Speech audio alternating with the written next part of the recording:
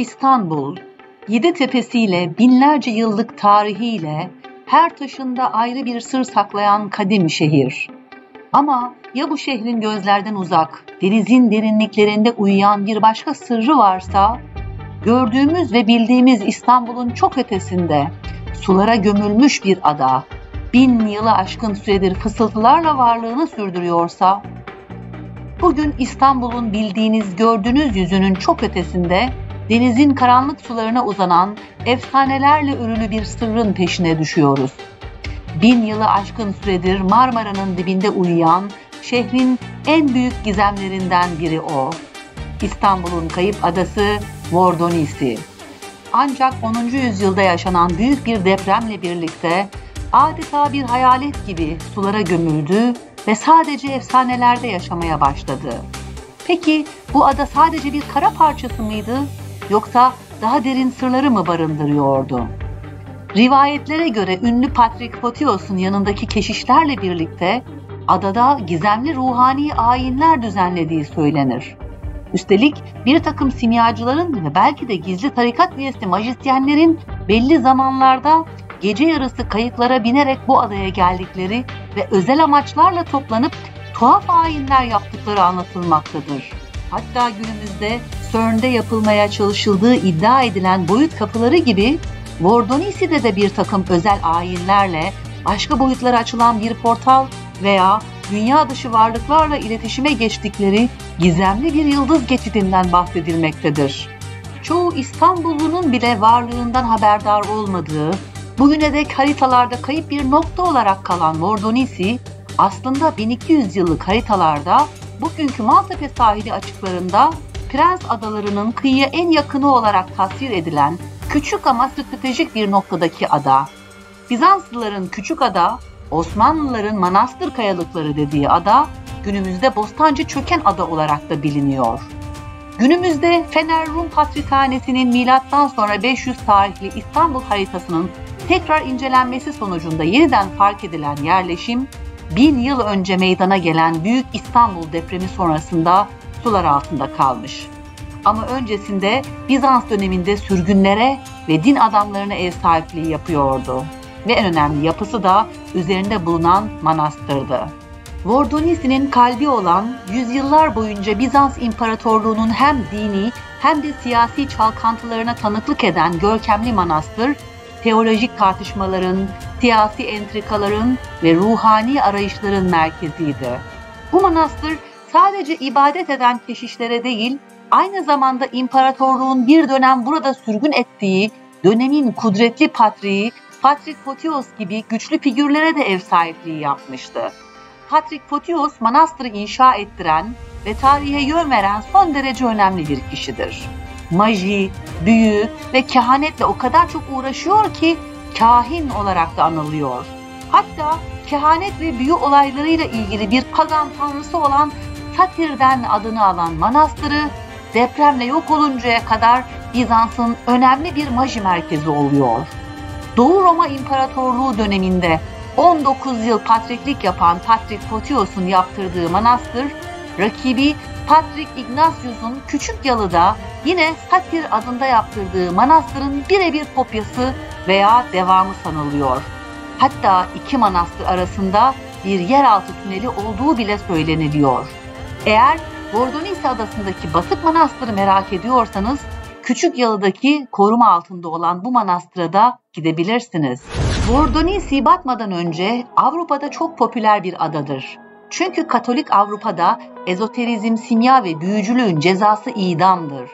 O nedenle Avrupa'ya Orta Asya'dan dağılan bu ilim bilim bilen insanlardan, Keltler ve Druidlerden, simyacı ve okültistlerden Ortodoks Bizans'a yani Konstantinopolis'e doğru bir beyin göçü oluyor. Özellikle büyücülükte en ileri gelenler Vordonisi'ye gidiyor ve Avrupa'da yaptıkları şifacılık, kehanet gibi işlerine burada da devam ediyorlar. Bu nedenle Vordonisi adası Katolik Kilisesi baskısından kaçan kişilerin geldiği önemli bir merkez manastır haline geliyor. Hatta Avrupa ve Bizans halkı da bu merkeze büyük paralar ödeyerek şifa bulmak ya da kehanet duymak için gidiyorlar. Öyle ki şifa arayan insanlar gündüzleri Vordonisi adasına kayıklarla geçiyorlar işlerini gördükten sonra gece kalmalarına kesinlikle izin verilmeden yine kayıklarla geri dönüyorlar. Böylece gündüzleri ada, manastır etrafında bir tarafta kehanette bulunan kahinler, bir tarafta şifacılar ve diğer tarafta da tılsımlı eşyaların ve ikonaların ticaretini yapan insanlardan oluşan şenlikli bir panayır yerine dönüşüyor. Geceleri ise bu mistik Satir Manastırı'nın pagan ritüellere ve gizli toplantılara ev sahipliği yaptığı anlatılır. Adaya gelen simyacılar ve majisyenler ne tür ayinler yapmışlardır? Tarihi ve efsanevi anlatımlara göre elementsel dönüşüm ayinleri, yani simyacılar kurşunu altına dönüştürmeye çalışan transmutasyon ritüelleri yaparlardı. Bu ayinlerde kurban edilmeyen ama kutsanmış hayvanlar kullanılırdı. Ateşin ve suyun birlikte kullanıldığı sembolik arınma törenleri yapılırdı. Gizli güneş ve ay ritüelleri.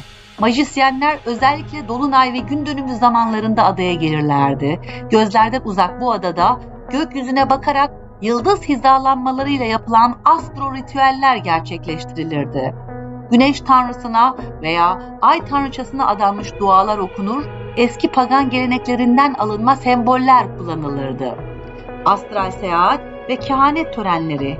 Bazı anlatılara göre Vordonis'ine gelen okültistler burada bitkisel iksirler ve tütsülerle transa geçerdi.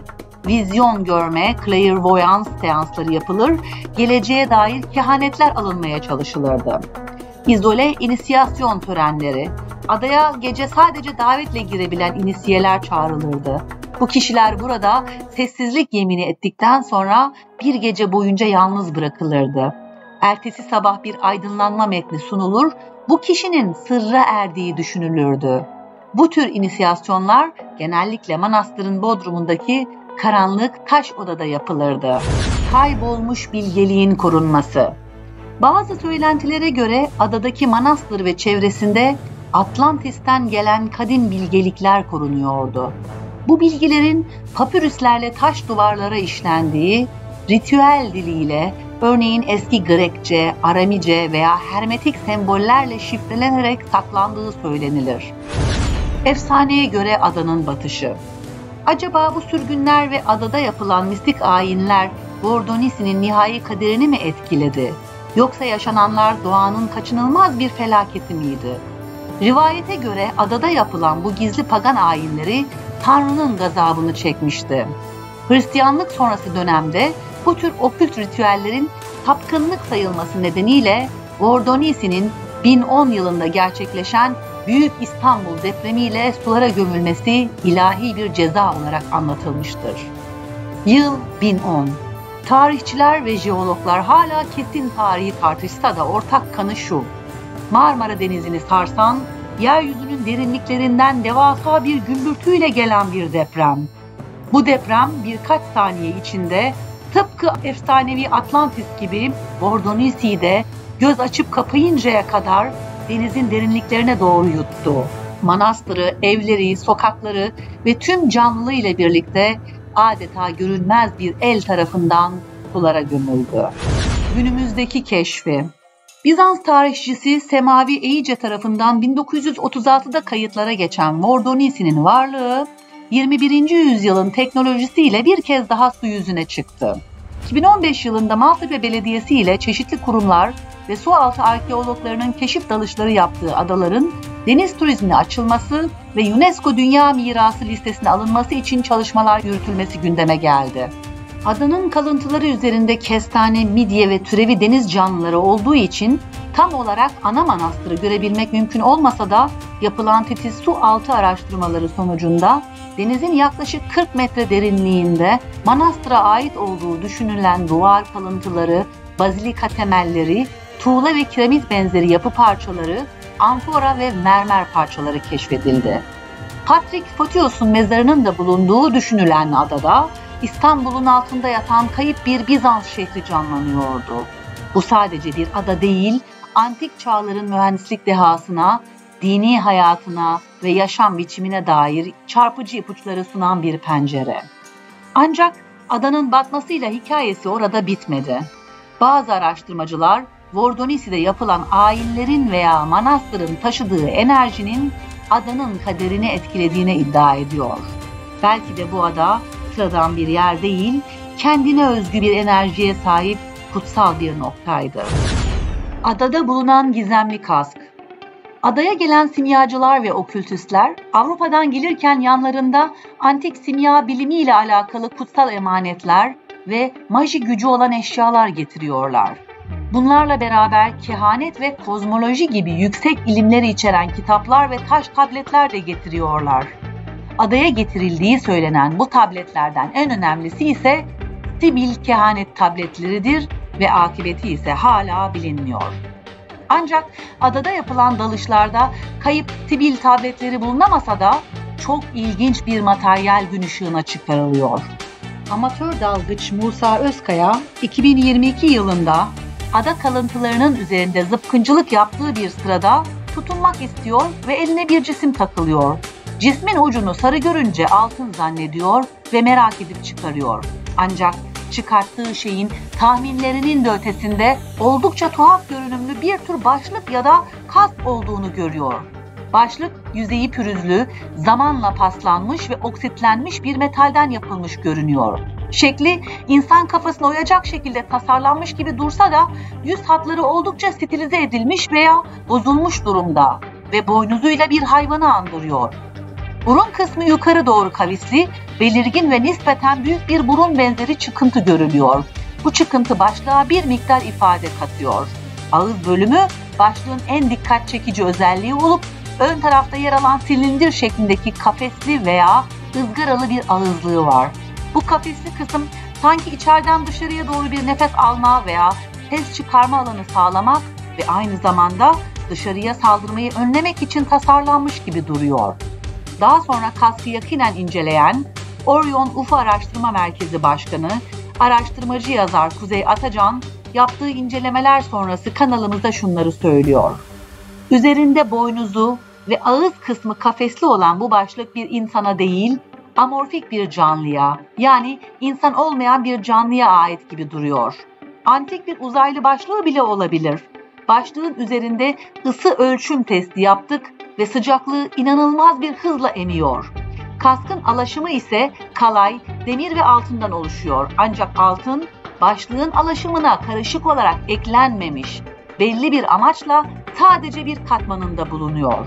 Bu amaç ise kaskı giyen canlı için manyetik etkiyi azaltmak ya da belki telepatiyi önlemek için bile olabilir. En tuhaf bulgu ise 9 kilo 40 gram ağırlığındaki bu başlığın ilginç bir şekilde çene kısmı kesilmiş. Ama kılıç gibi kesici bir aletle değil, ısıl işlemle kesilmiş. Sanki bir tür lazer silahı gibi ısı uygulayan bir şeyle kesilmiş olmalı ki, çünkü başlığın çene kısmı tamamen erimiş. Ayrıca bölgedeki 12 Prens adaları kayalık olduğu halde Vordonisi adasının alüvyonlardan oluşmuş olması, yani denizin ortasında dolgu bir alan olmasından dolayı bir takım enerji ve maji çalışmalarına da çok uygun. Ve belki de Satir Manastırı'nda gece yarısı yapılan ayinlerde tıpkı günümüzde CERN'de yapıldığı iddia edilen yıldız geçidi ya da boyutsal geçiş kapısı gibi bir portal açılmış bile olabilir. Böylece bu portaldan gelen bir varlık bu başlık ile zapt edilerek kontrol altına alınmış olabilir. Başlıkta bulunan kanca da bu başlığın ve içindeki varlığın zincirle bir yere sabitlendiğini gösteriyor. İşte Kuzey Atacan'ın görüşleri bunlar. Bu teorilere ek olarak bu başlık Bordonisi adasında dini, mistik ve ritüelistik amaçlarla kullanılmış olabilir. Başlık manastırdaki gizli ayinleri yöneten bir rahip tarafından giyilerek giyen kişiye kutsal bir otorite veya dönüşmüş bir kimlik kazandırmak için kullanılmış olabilir. Belki de belirli ruhları veya tanrıları temsil etmek üzere tasarlanmış bir maske olabileceği gibi kafesli ağızlık kısmı bu varlığın sesinin veya ruhunun dışarıya sembolik olarak yayılmasını sağlayarak kehanet veya ilahi mesajların iletildiği bir araç görevi görüyordu. Belki de Avrupa'dan manastıra getirilen, ayinlerin yapıldığı özel bir odada sergilenen bir adak veya ayine katılanları kötü ruhlardan koruduğuna inanılan tılsımlı bir koruyucu nesne de olabilir. Bu kaskın kullanım amacıyla ilgili sizin fikirleriniz neler? Lütfen yorumlarda Vordonisi hakkında düşüncelerinizi ve kendi gözlemlerinizi bizimle paylaşın. Vordonisi'de UFO gözlemleri. İşte burası işin en merak uyandıran boyutu. Son yıllarda Vordonisi'nin bulunduğu Marmara Denizi'nin bu özel bölgesinde UFO gözlemlerinin de şaşırtıcı derecede sıklaştığına dair iddialar ortaya atılıyor. Çünkü Türkiye'de en çok UFO ihbarı yapılan bölgelerden birisi burası. Gökyüzünde beliren tanımlanamayan cisimler, hızlı hareket eden ışıklar ve açıklanamayan fenomenler. Kimileri adanın mistik enerjisi veya belki de altında yatan kadim sırların bu tür gözlemleri tetiklediğini düşünüyor. Acaba Vordonisi sadece bir batık ada değil, aynı zamanda farklı boyutlara veya bilinmeyen enerjilere açılan bir portal mı? Geçmişin ve geleceğin denizin altında buluştuğu bir nokta mı? İstanbul'un göbeğinde 1000 yılı aşkın süredir sessizce uyuyan bu kayıp ada bize tarihin ne kadar derin ve sürprizlerle dolu olduğunu, bilimin ve inançların kesişim noktasında ne kadar çok bilinmeyenin saklandığını bir kez daha hatırlatıyor. Vordonisi sadece sulara gömülmüş bir kara parçası değil. O, geçmişin fısıltılarını, inançların gücünü, doğanın kudretini ve evrenin sonsuz gizemlerini bir arada barındıran efsanevi bir miras. Belki de bir gün sular çekildiğinde Vordonisi tüm ihtişamıyla yeniden yüzeye çıkar ve tüm sırlarını bizlere fısıldar. Siz de İstanbul'un ve Türkiye'nin diğer gizemli sırlarını keşfetmek istiyorsanız videomuzu beğenmeyi ve Anadolu'muzun gizemli topraklarından daha fazla video için Anadolu hazinelerini sonraki nesillere aktardığımız kanalımıza abone olmayı unutmayın. Bir sonraki sır perdesini aralayana dek hoşça kalın.